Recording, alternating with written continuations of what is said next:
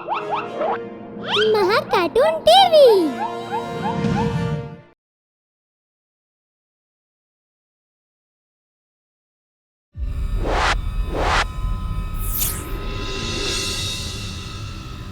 जादुई लहंगा। बेटा तू आ गई? अरे नहीं माँ, रास्ते में हूँ। जब देखो तब मजाक ही करती रहती है। अरे अब तो बड़ी हो जा, ससुराल में अपना काम कैसे संभालेगी? अरे माँ, अभी तो बहुत समय है, जब होगी तो देखा जाएगा। नहीं, कोई समय नहीं है अब। मतलब ये कि कल तेरे चाचा बहुत ही अच्छा रिश्ता लेकर आए थे, तेरे पापा, और मुझे तो बड़ा ही पसंद आया वो रिश्ता। माँ, आप ये कह रही हैं कि मैं इस उम्र में शादी कर लूं? इस उम्र में क्या होता है? अरे तू पूरे 20 साल की हो गई है और अब तेरी शादी की उम्र भी हो चुकी है। पर माँ, अभी तो मुझे पढ़ाई करनी है, मुझे अभी कोई शादी वादी नहीं करनी। अरे शादी के बाद भी तो पढ़ सकते हैं मेरा बच्चा। चल अब शादी के लिए मान जा, कल लड़के वाले आ रहे हैं। मतलब आपने मुझसे बिना पूछे ही लड़के वालों को बुला लिया? अरे मुझे पता था कि मेरी रानी बेटी शादी के लिए मान जाएगी।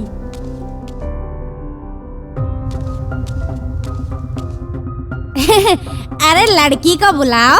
हाँ, अभी ले आई। बेटी तो आपकी बहुत सुंदर है। जी, वो तो मैंने आपको कल ही बता दिया था कि हमारी बेटी इतनी सुंदर है कि अगर आप एक बार देख लोगे तो मना नहीं कर पाओगे। बिल्कुल सही कहा था आपने। तो क्या रिश्ता पक्का समझे? अरे हाँ बिल्कुल, हम कल ही शादी की तारीख भी निकलवा देंगे। शादी की तारीख की बात सुनकर सुनहरी बहुत डर गई। उसे अपना भविष्य डूबता नजर आ रहा था। अब मैं क्या करूंगी? मेरा कुछ बनने का सपना था, उसे कैसे पूरा कर पाऊंगी? माँ, ये सब बहुत जल्दी हो रहा है, मुझे थोड़ा समय तो दीजिए। ना मैं उस लड़के को जानती हूँ और ना वो मुझे। हम ऐसे कैसे शादी कर लें? शादी ऐसे ही होती है, और देखने में भी लड़का कितना अच्छा है, कमाता भी अच्छा है। रानी बनकर रहेगी तो वहाँ रानी बनकर, समझी? माँ, मुझे नहीं बनना कोई रानी। और आप कैसे बोल सकती हैं कि वो लड़का मेरे लिए बहुत अच्छा है? सिर्फ देखने भर से हम किसी के बारे में कैसे जान सकते हैं? तू चुप कर, पता नहीं कौन तुझे ये पट्टी पढ़ाता रहता है। चुपचाप से अपने कमरे में जा, चल। सुनहरी की बात उसकी माँ बिल्कुल मानने को तैयार नहीं थी। वहीं दूसरी तरफ उसकी शादी की तारीख भी पक्की कर दी गई थी। अगले महीने? हाँ, अगले महीने मेरी बेटी अब पराई हो जाएगी। अगर आपको दुख हो रहा है तो मत करिए ना मुझे पराया। ऐसा नहीं होता बेटा, हर लड़की को अपने घर जाना ही पड़ता है। अरे माँ! सुनहरी को ना चाहते हुए भी शादी के लिए मानना ही पड़ा, जिसके बाद शादी की तैयारियां होने लगी। सभी शादी की तैयारी में बिल्कुल खो गए। वहीं लड़के की माँ सुनहरी के घर आई। अरे मैं कह रही थी कि सुनहरी के लिए लहंगा लेना है, क्या आपने ले लिया? पर लहंगा तो आपकी तरफ से आएगा ना? अब नहीं, हमारी तरफ से नहीं आएगा लहंगा। अरे अब तो शादी में भी दिन बहुत कम रह गए हैं। अगर आप पहले बता देती तो हम लहंगा ले आते। हाँ तो अब ले आओ ना। माँ, ये कितनी खड़ूस है, देखा आपने? ये कितना अकड़ कर गई है यहाँ से। आप ऐसे घर में रिश्ता कराना चाहते हैं मेरा? नहीं बेटा, ऐसा नहीं है, क्या पता उनके यहाँ ऐसा ही होता हो। चल अब लहंगा भी तो लेना है। अगले ही दिन दोनों लहंगा लेने के लिए निकल गए, लेकिन उस दिन शहर में खूब जाम लगा हुआ था, जिस वजह से दोनों ही मार्केट नहीं जा पाई। अरे आज तो बहुत ही बुरी हालत हो गई। शादी की सारी तैयारियां हो चुकी हैं, बस तेरे लिए लहंगा ही लेना बाकी है। कोई नहीं माँ, कल चल लेंगे। हाँ देख बेटा, न्यूज़ में आ रहा है कि इस हफ्ते सारी दुकानें बंद रहेंगी। बेटा अब तेरा लहंगा कहाँ से लेंगे? अब क्या करेंगे? मुझे भी समझ नहीं आ रहा। ऐसे ही शादी का दिन आ गया। लेकिन सुनहरी के लिए लहंगा नहीं मिला। शादी की एक रात पहले सभी बहुत परेशान थे। तभी सुनहरी की एक दोस्त वहां आई, जिसने सब कुछ देखने के बाद कहा, अरे लहंगा मुझे सिलना आता है, मैं तुम्हारे लिए बहुत ही सुंदर लहंगा सिल दूंगी। क्या सच में? हाँ सुनहरी, तुम्हारे कमरे में चलते हैं, वहीं जाकर लहंगा सिलेंगे। हाँ चलो। सुनहरी, मुझे तुझसे एक बात कहनी है। हाँ बोल। मुझे कोई लहंगा वहंगा सिलना नहीं आता। फिर तूने बाहर झूठ क्यों बोला? क्योंकि मैं तेरे लिए लहंगा बना सकती हूँ। जब तुझे सिलाई आती ही नहीं तो तू लहंगा कैसे बना सकती है? जादू से। हैं? जादू से? मुझे कुछ समझ नहीं आ रहा। अच्छा बताती हूँ। मैं कुछ समय पहले अपनी दादी के घर गई थी। वहाँ मैंने देखा कि मेरी दादी कुछ परियों से बात कर रही थी। क्या? परी? हाँ, और उन परियों को मैं इतनी पसंद आई कि उन्होंने मुझे जादुई शक्ति दे दी, जिससे मैं कुछ भी मांगूं वो मुझे मिल जाए। अरे वाह!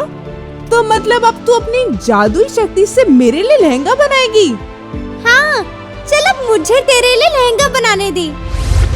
सुनहरी की दोस्त ने उसके लिए लहंगा बना दिया। लहंगा बहुत ही सुंदर था। सुनहरी की शादी का दिन भी आ गया। चारों तरफ सब बड़े ही व्यस्त थे, सब काम में लगे हुए थे। रात हो गई और बारात भी आ गई। लेकिन तभी लड़के के पिता ने सुनहरी के पापा को बुलाया। देखिए, हम ये शादी नहीं कर सकते। पर क्यों? हम ये शादी तभी करेंगे जब आप हमें पूरे 10 लाख रुपए नगद देंगे। ये आप कैसी बात कर रहे हैं? मैं इतने पैसों का इंतजाम कहां से करूंगा? वो हमें नहीं पता। अगर आपको अपनी बेटी की शादी करनी है तो हमें पैसे देने होंगे। सुनहरी, उन्होंने शादी के लिए पूरे 10 लाख रुपए मांगे हैं। मैंने पहले ही कहा था कि मेरी शादी मत करवाओ, लेकिन उन्होंने मेरी एक नहीं सुनी। अगर तू कुछ करना चाहती है तो कर सकती है। पर वो कैसे? जो लहंगा तूने पहना है वो जादुई लहंगा है। तू चाहे तो इससे बोलकर कुछ भी करवा सकती है। सच में? हाँ। अब देख मैं क्या क्या करती हूँ। तुम लोगों की हिम्मत भी कैसे हुई मेरे माता पिता से पैसे मांगने की? देखो देखो कैसे कैंची की तरह जुबान चल रही है। अगर कैंची की तरह चल रही होती तो अब तक तुम्हें अच्छे से काट चुकी होती। ये कैसी बेटी दे रहे हैं आप हमें? अच्छा, और तुम कैसा बेटा दे रहे हो हमें, जिसकी कीमत 10 लाख है? इतनी कम कीमत लगाई है आपने अपने बेटे की। ये कहकर सुनहरी अपने जादुई लहंगे से बोली, ए जादुई लहंगे, इन्हें अभी हवा में उड़ा। अरे अरे अरे ये क्या कर रही है? अरे तू ये हमारे साथ क्या कर रही है? अरे ये क्या हो रहा है? हमें छोड़ दो। तुम लालची लोगों के साथ यही होना चाहिए। अब मजा आ रहा होगा ना? हे भगवान, हे भगवान, अरे मर गया। छोड़ दो हमें, छोड़ दो भगवान के लिए, हमें छोड़ दो। जादुई लहंगा इनका मुंह काला कर दे। अरे हमें छोड़ दो। मैं तभी छोड़ूंगी जब तुम ये दहेज का लालच अपने मन से निकाल दो। हाँ, हम दहेज नहीं लेंगे। अब हम दहेज नहीं लेंगे, हम दहेज नहीं लेंगे। बहुत बढ़िया, तुम किसी और लड़की से दहेज नहीं लोगे, क्योंकि अब मैं तुम्हारे बेटे से शादी नहीं करूंगी। बोलो, मंजूर है? हाँ, हम किसी और लड़की से भी दहेज नहीं लेंगे। अच्छा, अब तो उतार दो। ठीक है, जादुई लहंगे इन्हें नीचे उतार दो। अरे भागो यहाँ से, भागो। जान बची तो लाखों पाए, भागो। लाखों पाए, अरे भागो रे। दोनों के भागने के बाद सुनहरी ने अपने माता पिता को अपने जादुई लहंगे के बारे में सब कुछ बता दिया।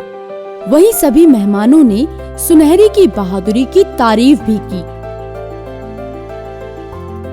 ऐसे ही कई दिन बीत गए।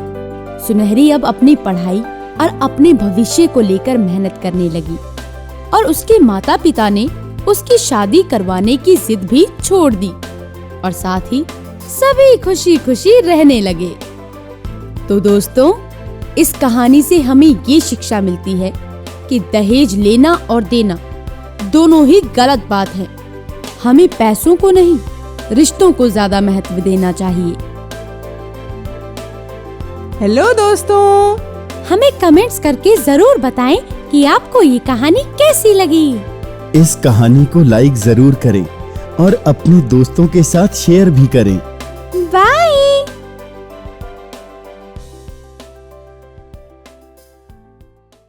अगर आपको हमारे वीडियोस पसंद आ रहे हों तो इन्हें लाइक करें, चैनल सब्सक्राइब करें और हमारे कार्टून शो सबसे पहले देखने के लिए बेल आइकन दबाना ना भूलें।